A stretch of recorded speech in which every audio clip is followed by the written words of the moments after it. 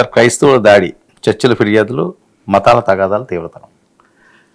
క్రైస్తవుల దానికి సంబంధించి వాస్తవంగా అప్పుడు ఎవరు మనం క్రిస్మస్ అప్పుడు క్రిస్మస్ మీద ఎందుకు దాడి అని కూడా చర్చించాం కదా. నిన్న ఒరిస్సాలోని దెంకనాల్ జిల్లాలో ఒక క్రిస్టియన్ ఆయన ఫాదర్ ఐ థింక్ పాస్టర్ బలవంతాన మత మార్పిడి చేయిస్తున్నారని బజరంగ్ దళ్ కార్యకర్తలు ఆయన మీద ఇది దౌర్జన్యం చేసి ఆవు పేడ తినిపించారు. ఇది రికార్డు. ఇది జాతీయ స్థాయిలో వార్త వచ్చింది. ఇది ఒరిస్సాలోనే కాకుండా వాళ్ళ పత్రిక వాళ్ళ వీటిలో వేశారు. ఇదిగోండి, Odisha pastor assaulted, humiliated and forced to consume cow dung by అని ఇది జరిగింది. సో ఈ వార్త ఇకనే కాకుండా కేరళ క్యాథలిక్ ప్రెస్లో కూడా ఇది చాలా ప్రముఖంగా వచ్చింది. ఏదైనా ఉంటే ఒకవేళ బలవంతపు మార్పిడి, ఎప్పుడు ఈ బలవంతపు మత మార్పిడి, క్రూసేడ్ ఇట్లా ఇది చాలా ఎక్కువగా చేస్తున్నారు కదా. ఇటువంటిది ఉంటే మీరు పోలీసులకు చట్టబద్ధంగా ఫిర్యాదు చేయాలి, కానీ ఆవు పేడ తినిపించడం ఏంటి? ఈ వార్త కొంతమంది స్ప్రెడ్ చేశారు అనవసరంగా అంటే కాదు, ఆయన భార్య పోలీసులకు ఫిర్యాదు చేశారు. మత మార్పిళ్ళు వాటికి సంబంధించిన అంశం జాతీయ అంతర్జాతీయ చర్చగా కూడా ఉంది. దట్స్ అదొక. కానీ మరి దారుణంగా సరే పవిత్రమైందని ఎవరికి వాళ్ళు గోమయం తీసుకుంటే మంచిదని భావించే వాళ్ళు తీసుకుంటే వాళ్ళ ఇష్టం అది. అలాగే అదే వ్యాధులు నయం చేస్తుందని, లేదా ఆ పెంటగాన్లో కూడా ఆవు పేడ గోడలన్నింటినీ పూసారని ఒక ఆయన చెప్తున్నాడు. మన దగ్గర బాగా వ్యూస్ ఉంటాయి ఆయనకు. మరి ఇంకో మన దగ్గర అంటే మన దగ్గర తర్వాత చెప్తాను నేను ఆ వివరాలు.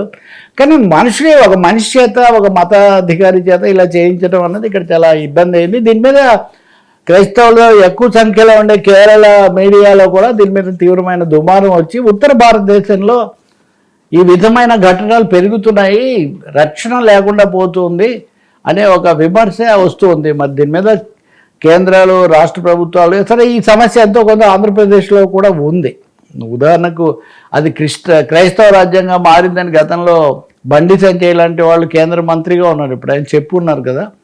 క్రిస్మస్ దారుల సమస్య కూడా ఉంది. ఇది అంతర్జాతీయ సంబంధాలను కూడా ప్రభావితం చేస్తుంది. మనం ఏం జరుగుతుందో చూడాలి. కానీ దీని మీద తక్షణం విచారణ జరిపించి వాళ్ళకి రక్షణ కల్పించటం. ఎందుకంటే గతంలో గ్రహం స్టీన్స్ హత్య, ఇట్లాంటి ధారా సింగ్ శిక్ష ఇట్లాంటివన్నీ ఒరిస్సాలోనే జరిగాయి. ఒరిస్సా ఘటనలు భారతదేశానికి అంతర్జాతీయంగా చాలా ఒక కలంకం తెచ్చాయి. అప్పుడు చాలా కాలం కింద, అది వాజ్పేయి ప్రభుత్వం ఉన్నప్పుడు. మళ్ళీ అవి పునరావృతం కాకుండా డాంగ్స్ అడవుల్లో జరిగినవి ఇట్లాంటివి చూడాలి. ఇది క్రైస్తవులకు సంబంధించింది. ఇంకా ఒక రెండు మతపరమైన ఫిర్యాదులు పెరిగిపోవటం మన దగ్గర మనం మాట్లాడుకుందాం. కానీ అవతి ముక్తేశ్వరానంద స్వామి, ఈయన శంకరాచార్యుడు. ఈ శంకరాచార్యుడు ఉత్తరప్రదేశ్లో ఉంటాడు. శంకరాచార్యని ఆయన పెట్టుకొని తిరుగుతూ ఉంటాడు. ఆయన యోగి ఆదిత్యనాథ్ ప్రభుత్వానికి వ్యతిరేకం. ఆయన మీద పోలీసులు నిన్న దౌర్జన్యం చేశారని, అసలు అంతేకాకుండా ఈయనకు శంకరాచార్యని పెట్టుకునే హక్కు లేదని ఈయన మీద కేసు వేశారని. అంటే ఇది ఆయన హిందూ మతానికి సంబంధించిన ఆయనే. అందులో ఏమీ క్రూసేడ్లు లేకపోతే మత మార్పిళ్ళు, లవ్ జిహాదులు ఏం లేవు. కాకపోతే ఆయన ప్రస్తుతం ఉన్న ప్రభుత్వంతో, సంఘ పరివార్తో ఆయన ఏకీభవించారు, అంతవరకే. సో ఆయన మీద జరిగిన దాని మీద కూడా నిన్న సమాజ్వాదీ పార్టీ వీళ్ళందరూ, యూపీలో ప్రధాన పార్టీ అదే కదా, వాళ్ళందరూ నిరసన తెలపటం. ఉత్తరప్రదేశ్లో అదొక ఉద్రిక్తతకు ఉంది. ఉత్తరప్రదేశ్లోనే సంబాల్ మసీద్ అని ఒకటి ఉంది కదా. సంబాల్ మసీద్ అంటే మనకు సంబాల్ అనేది కల్కిలో కూడా అది కూడా ఉంటుంది ఆ పేరు. సంబాల టు కాశీ అదో సంథింగ్. సరే, ఈ సంబాల్ మసీదు దగ్గర అదేదో గుడి అని మామూలుగా ప్రతి చోట వచ్చే వివాదం లాంటిది. ఇక ఆంక్షలు పెట్టినా కానీ వీళ్ళు వెళ్ళి చొరబడ్డారు. కోర్టు మధ్యలో జోక్యం చేసుకొని రక్షణ కల్పించింది. ఆ విచారణ మధ్యలో ఆగిపోయింది.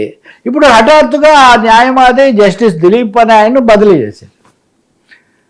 దీంతో అది కూడా ఒక నిరసన. అంటే కేసును దర్యాప్తును మీరు ప్రభావితం చేయడానికే కేసు మధ్యలో సాధారణంగా న్యాయమూర్తిని బదిలీ చేయరు అనే ఒక నిరసన కూడా ఉంది. ఇది కూడా మతాలకు సంబంధించింది. అంటే అన్ఫార్చునేట్గా ఇన్ని మతాలకు సంబంధించిన వివాదాలు వివిధ చోట్ల వివిధ రూపాల్లో రావటం అన్నది ఆందోళన కలిగిస్తుంది. దీన్ని అరికట్టడానికి ప్రభుత్వాలు, న్యాయస్థానాలు, పోలీసులు చర్యలు తీసుకోవటం చాలా అవసరం. క్రైస్తవులకు సంబంధించిందేమో ఇంకా ఇప్పటికీ ముఖ్యంగా గతంలో హిందుత్వ, ఇస్లామిక్ అనేది ఉంటే ఇప్పుడు మళ్ళీ ఒకసారి ఇది కూడా వచ్చిందంటే దేశానికి అదేమి సరైన సంకేతం ఇవ్వదు.